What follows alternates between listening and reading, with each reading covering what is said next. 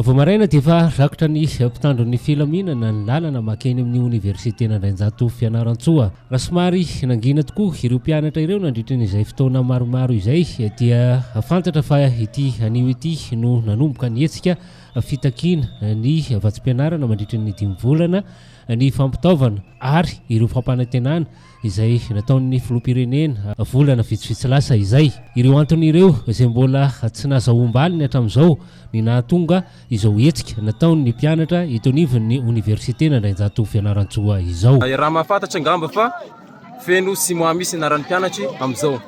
Dia ny fitakiana zany fitakiana vasim-pianarana 5 volana plus fampitaovana zany. Takina izy io satria efa sy rariny tsony zany satria tokony amin'ny mois de février na tosy mois de janvier tokony efa misy vasim-pianarana mivoaka zany.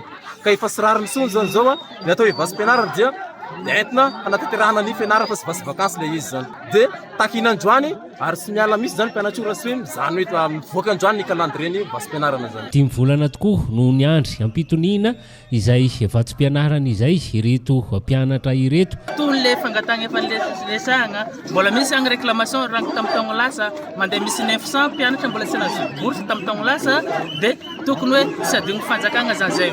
Mbola misy koa zany prime spécial na zany Andriamatoa Filoany Andrajoela filoham-pirenena Andrajoela prime ho an'ny université Fianarantsoa mbola tsisy resaka jusqu'à amin'izao. Fa misy ihany koa ny hafatra manokana izay miantefa mivantana amin'ny ministra sy ny filoham-pirenena tamin'ity andro anio ity.